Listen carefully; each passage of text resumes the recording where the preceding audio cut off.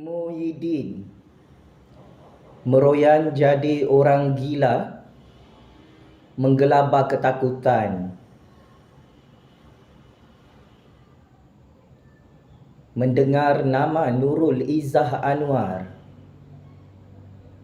menjadi penasihat Perdana Menteri ke-10 di Putrajaya.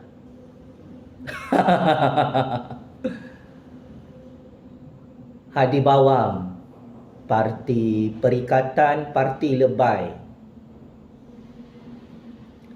bersama semua musuh Datuk Seri Anwar Ibrahim,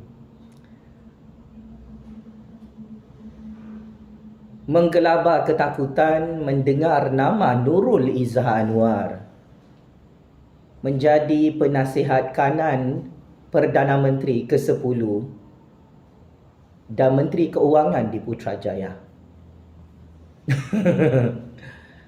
Kenapa Abah Hadi Bawang Hamzah, musuh-musuh Anwar Ibrahim, kelengkabut dan semakin menggelabah Nurul Izzah Anwar jadi penasihat Perdana Menteri ke-10?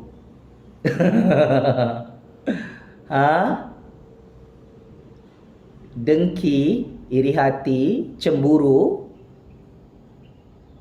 sakit hati Muhyiddin, Hadi Bawang, Hamzah, Perikatan Parti Lebay tengok Nurul Izzah Anwar jadi penasihat Perdana Menteri ke-10 Malaysia di Putrajaya. Ada ramai penasihat Perdana Menteri ke-10 Malaysia di Putrajaya. Tetapi istimewanya,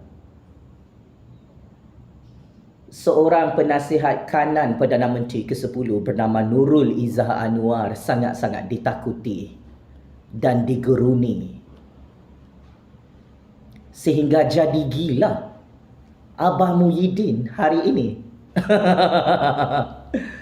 Kenapa musuh-musuh Datuk Seri Anwar Ibrahim ini semakin tidak senang duduk melihat Nurul Izzah Anwar jadi penasihat Perdana Menteri ke-10? Mari saya bocorkan rahsia. Dalam percaturan real politik Malaysia ini, Muhyiddin, Hadi Bawang, Hamzah, Parti Perikatan Parti Lebay perompak 600 bilion ringgit ini risau jika Nurul Izzah Anwar menjadi Perdana Menteri pada masa hadapan yang direkrut oleh Anwar Ibrahim di Putrajaya. Ya, Muhyiddin, Hamzah, Hadi Bawang, parti-parti musuh kerajaan hari ini bimbang jika satu hari nanti Nurul Izzah Anwar menjadi Perdana Menteri ke-11, menjadi Perdana Menteri ke-12, menjadi Perdana Menteri ke-13 di Putrajaya pada masa akan datang. Sebab itu, saya sebagai kingmaker baru politik Malaysia, sebagai penganalisis politik bebas dan pengkritik bebas yang berjaya menumbangkan semua Perdana Menteri perompak di Putrajaya, saya melihat suara-suara sumbang, suara-suara orang gila yang cemburu, dengki, iri hati Nurul Izzah Anwar jadi penasihat kanan Perdana Menteri ke-10 adalah satu fenomena politik yang cukup lawak dan lucu. Bagi saya, walaupun ada perkara yang saya tidak setuju dengan Anwar Ibrahim Nurul Izzah, tetapi dalam pelantikan Nurul Izzah Anwar sebagai penasihat Perdana Menteri ke-10, bagi saya ia adalah keputusan yang sangat-sangat tepat, yang sangat-sangat genius diambil oleh Datuk Seri Anwar Ibrahim. Kenapa? Hal ini kerana bagi saya Nurul Izzah Anwar dari kecil sampailah dia besar macam tu, tidak pernah diiktiraf sumbangannya berkorban untuk negara, untuk gerakan reformasi di dalam negara Malaysia. Ya, dari kecil Nurul Izzah Anwar berjuang habis-habisan. Bukan untuk bapa dia semata-mata, tetapi untuk negara, untuk rakyat. Sehingga Nurul Izzah Anwar pernah ditangkap. Jadi saya kira pelantikan Nurul Izzah sebagai penasihat Perdana Menteri ke-10 Malaysia dalam bidang ekonomi dan keuangan di Putrajaya adalah lantikan berdasarkan merit dan kelayakan. Saya tidak melihat Nurul Izzah Anwar itu dilantik jadi penasihat Perdana Menteri ke-10 kerana dia adalah anak Datuk Seri Anwar Ibrahim. Tetapi saya melihat pengalaman saya berurusan dengan Nurul Izzah Anwar beberapa tahun lalu di Kuala Lumpur, face to face. Nurul Izzah Anwar adalah seorang wanita yang sangat bijak, yang sangat hebat dan ikhlas, mengorbankan segala-galanya untuk gerakan reformasi memajukan negara. Saya masih ingat beberapa tahun lalu saya berjumpa dengan Nurul Izzah Anwar dalam kereta beliau. Nurul Izzah Anwar menunjukkan kehebatan dan kepakarannya di hadapan saya tentang hal ehwal undang-undang dan hal ehwal institusi kehakiman negara.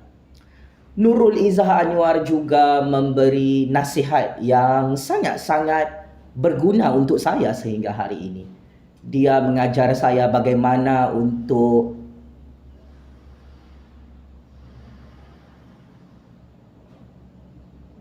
membuat naratif politik yang baru untuk keadilan undang-undang, untuk kebebasan institusi kehakiman negara. Daripada itu, jika rakyat Malaysia tanya kepada saya tidak ada masalah Nurul Izzah Anwar dilantik jadi penasihat Perdana Menteri ke-10 Malaysia. Kerana sememangnya Nurul Izzah Anwar sangat hebat, sangat bijak dan mempunyai sumbangan yang cukup besar kepada rakyat dan negara. Selain itu juga, jika kita melihat prestasi